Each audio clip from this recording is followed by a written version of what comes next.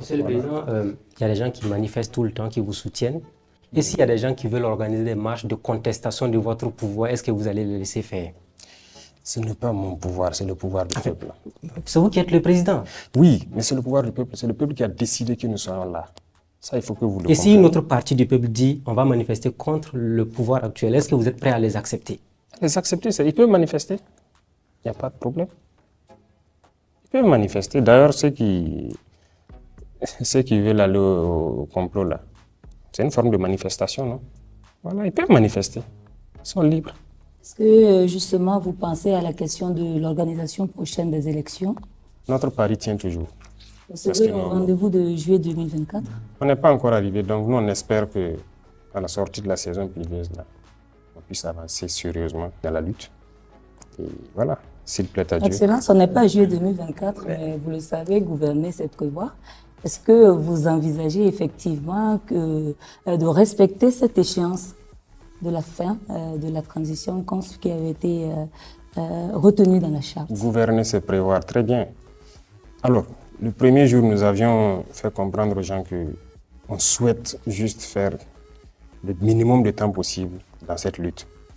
Si, par exemple, certains acteurs nous avaient laissé lutter sérieusement, on ne serait même pas à cette étape actuellement. Mais les gens ont décidé de nous rendre la vie dure.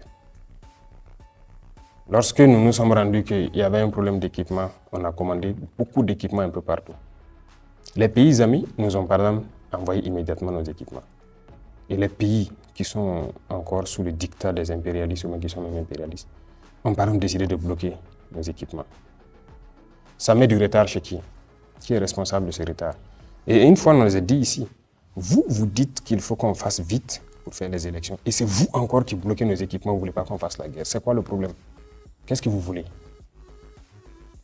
S'ils répondent à cette question, voilà.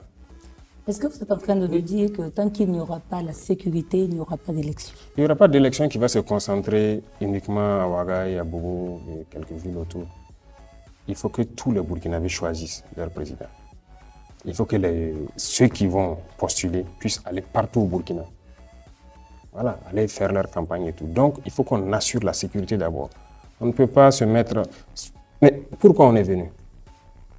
On est venu pour la sécurité, pour que les Burkinabés puissent vivre dignement et tranquillement. Et une fois que ça c'est assuré, les gens pourront circuler librement, aller où ils veulent, faire leur campagne, et là, permettre à tous les Burkinabés de choisir leur président. C'est ce que nous souhaitons. Donc aller aux élections n'est pas une priorité absolue pour vous pour le moment? Ce n'est pas une priorité, ça je vous le dis clairement. C'est la sécurité qui est la priorité. On parle de réforme politique au Burkina Faso, nouvelle constitution, entre autres, référendum. Est-ce que vous y pensez actuellement? Les textes actuels ne nous permettent pas de pouvoir évoluer sereinement. Parce qu'il y a Qu'est-ce que beaucoup vous de reprochez à cette constitution actuellement? De toute façon, ce que je vous dis dans les jours à venir, la modification partielle, vous allez voir ce que ça concerne.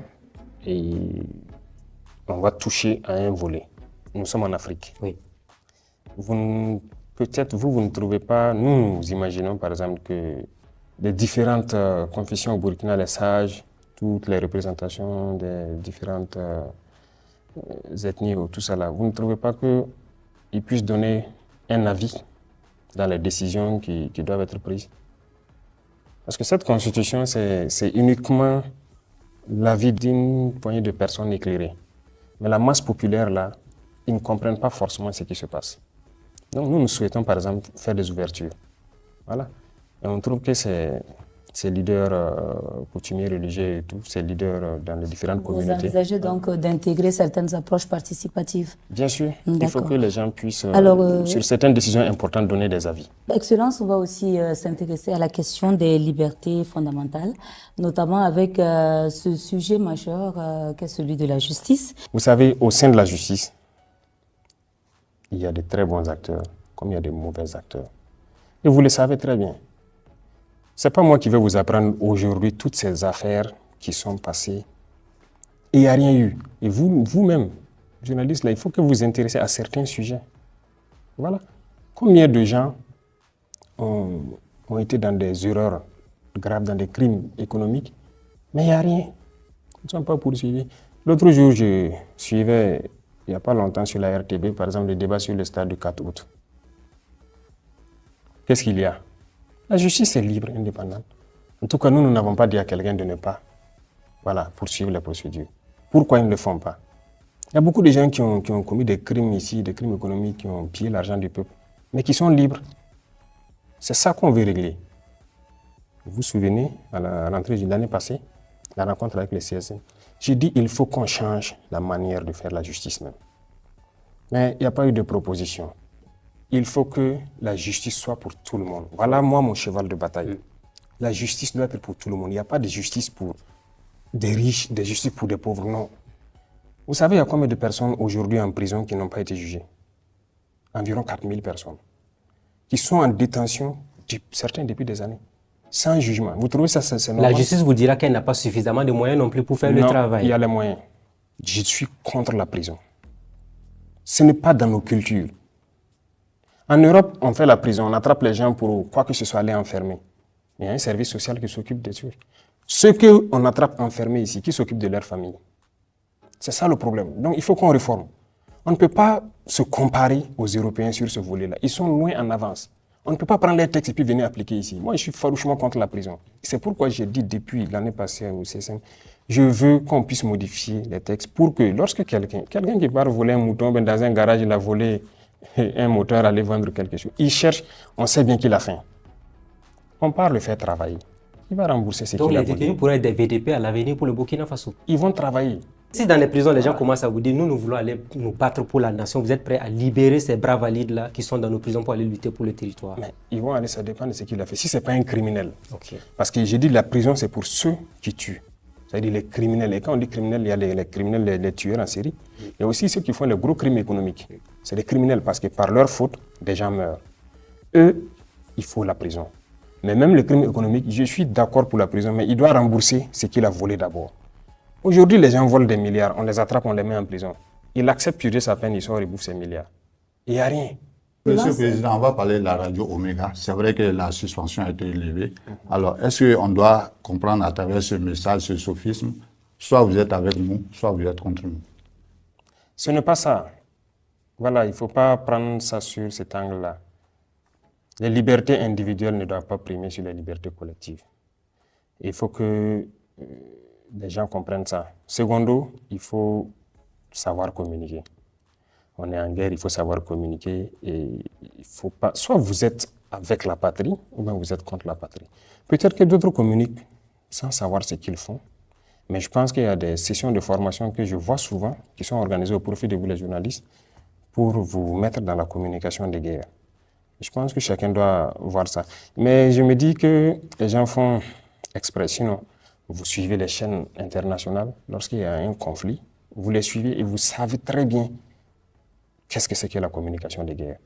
Parce que dans la guerre, généralement, vous prenez parti pour une des parties ou pour l'autre. Donc, pourquoi ici, votre pays est en guerre et vous ne pouvez pas soutenir? Moi, je vous dis que en brousse, il arrive que les hommes suivent tous les médias. Il y a des moments où vous pouvez voir quelqu'un énervé toute la journée parce qu'il a vu quelque chose dans un média. Et vous pouvez voir quelqu'un aussi très content parce qu'il a vu quelque chose d'autre.